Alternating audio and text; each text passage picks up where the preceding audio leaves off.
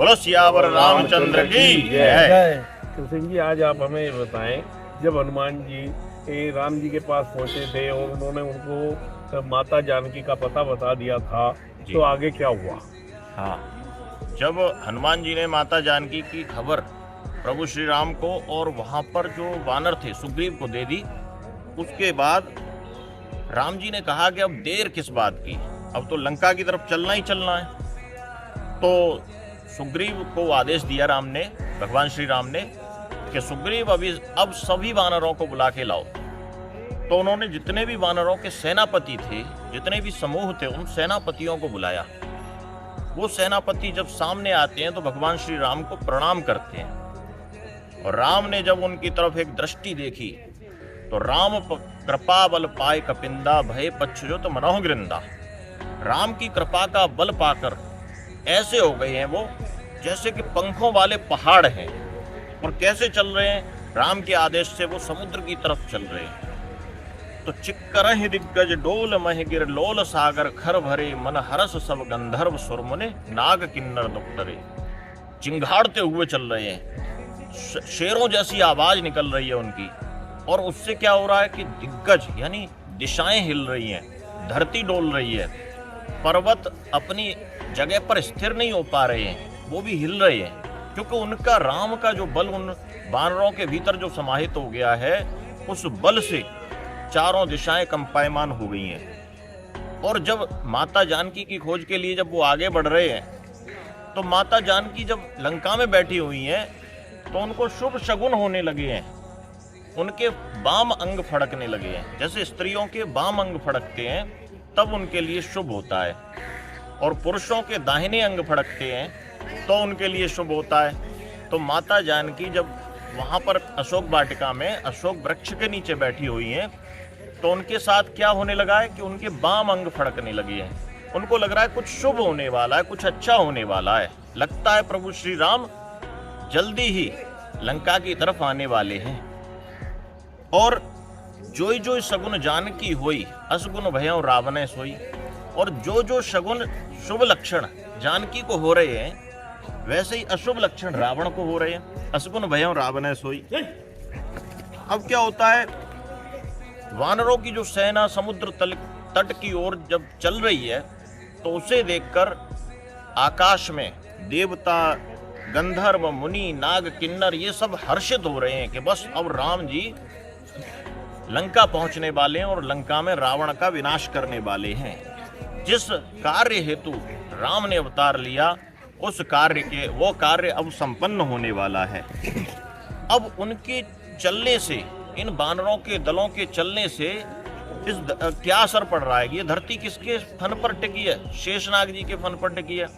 अब शेषनाग जी वहां पर इतना भारी हो गई है ये धरती कि शेषनाग जी का फन भी डोलने लगा है, जिस पर ये टिक रही है। तो शेषनाग जी अपने फन को, जैसे कोई चीज हम हाथ में लेकर जाते हैं, वो हाथ अगर भारीपन महसूस करता है तो हम दूसरा हाथ बदल लेते हैं। तो शेषनाग जी क्या कर रहे हैं, जो कच्छप की पीठ पर और शेषनाग के फन पर ये धरती टिकी हुई है, तो शेषनाग जी कच्छप की पीठ पर अपने दांतों से लकीर खींचने लगे हैं, जैसे उसको साधने के लिए।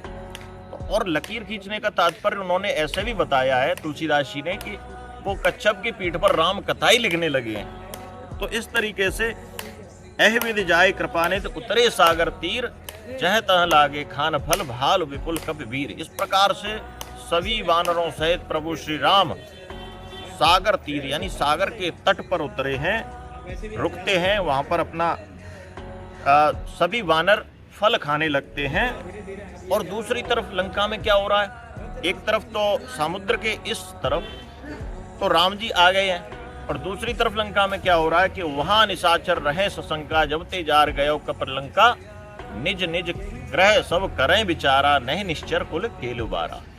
इसका मतलब है कि वहां पर सारे निशाचर, सारे राक्षस सशंकित रहने लगे हैं। उनको लगने लगा है कि छोटा सा वानर आके हमारी लंका जला गया। अब इतनी बड़ी लंका जला गया, अब ये सारे वानर जब आएंगे तो हमारा क्या हाल होगा। सारे लोग अपने अपने घरों में इस बात की चर्चा कर रहे हैं। अब राक्षसों की रक्षा कौन करेगा? ये हालत है लंका के भीतर, ये खौफ व्याप्त हो गया, ये भय व्याप्त हो गया है।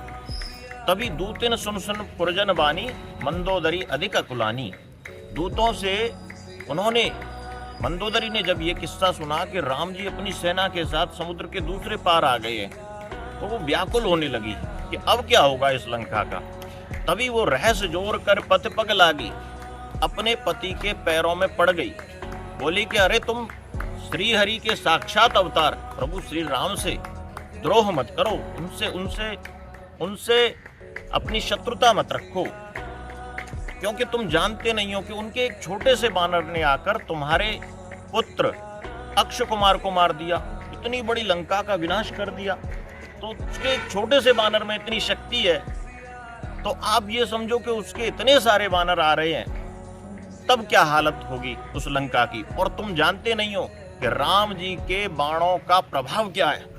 राम जी के बाणों का प्रभाव यह है कि जब वो बाण चलाते हैं तो उनके बाण सर्पों के समूह के समान है, जैसे बहुत सारे नाग और सर्प आ गए हों और किस पर टूट पड़े हों, मेढकों पर टूट पड़े हों। तो सर्पों के समूह के समान है, और ये जितने भी तुम्हारे लंका के राक्षस हैं ना, ये सब मेढकों के समान है। मंदोदरी इस तरीके से अपने पति को समझाती है, क्योंकि वो जानती है कि राम की जो शक्ति है वो अथाह है, अनंत है। तब वो रावण हंसने लगता है कि अरे मंदोदरी, लगता है स्त्रियां जो होती हैं ना वो डरपोक स्वभाव की होती हैं, तुम भी ऐसी हो, तुम कहाँ इन चीजों में चक्कर में पड़ी हो, तुम भी डर रही हो।